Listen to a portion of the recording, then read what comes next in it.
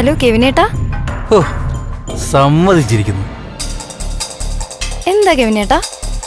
എന്താന്നോ ഇത്ര പെട്ടെന്ന് നമ്മുടെ കാര്യം വീട്ടിൽ പറയുന്നത് ഞാൻ വിചാരിച്ചില്ല. പെട്ടെന്നോ? ഇത് താമസിച്ചു പോയതായിട്ടാ എനിക്ക് തോന്നുന്നേ. സത്യം പറഞ്ഞാ ഞാനിത് എന്നേ പറയേണ്ടതായിരുന്നു. സത്യം പറഞ്ഞാ ദേവികയും നിന്റെ അച്ഛനും അമ്മയൊക്കെ സംസാരിച്ചു തുടങ്ങിയ സമയത്ത് ഞാൻ ആകെ ഒന്ന് വരണ്ടുപോയി കേട്ടോ.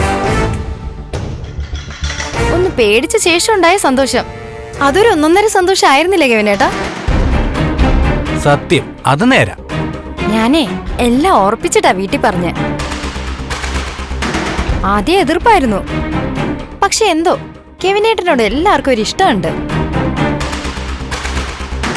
അച്ഛനാ പറഞ്ഞേ, മതത്തെ അല്ല മനുഷ്യനെയാ നമ്മൾ നോക്കേണ്ടതെന്ന്. വ്യത്യസ്ത മതങ്ങളിലുള്ളവർ വിവാഹം കഴിക്കുമ്പോ മനസ്സ് വിശാലമാകുന്നൊക്കെ. എന്തായാലും ആശ്വാസമായി. ദേവികയുടെ കുടുംബത്തിലെല്ലാവരും എനിക്കിപ്പോ സ്വന്തം വീട്ടുകാരെ പോലെ തോന്നുക.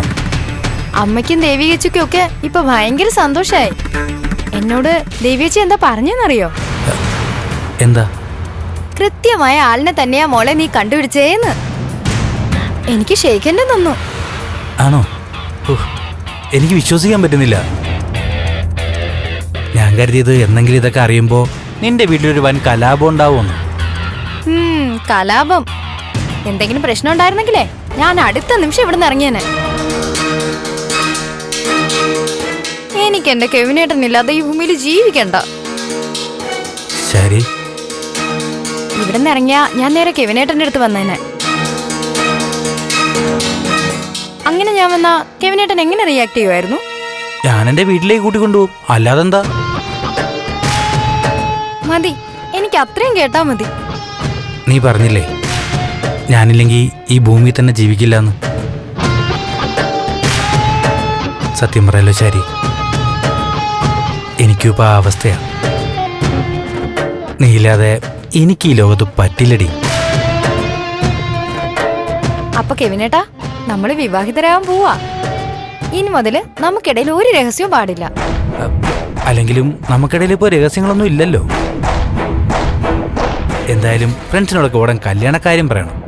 വേണം, എത്രയും പെട്ടെന്ന് കാര്യങ്ങൾ അറിയിക്കണം. അല്ല, ഇസബെല്ലയോട് പറയോ? അതിന് ഇസബെല്ല എന്റെ അത്ര അടുത്ത ഫ്രണ്ടൊന്നും അല്ല. നിങ്ങൾ ഒരേ കോളേജിൽ പഠിച്ചവരല്ലേ?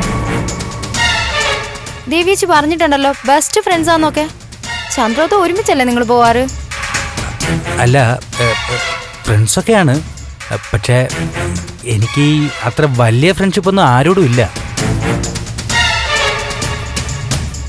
അതൊന്നും വേണ്ട, ഞാനില്ലേ ഇനി കെവിനേട്ടന്. മതി ശരി, അത് മതി.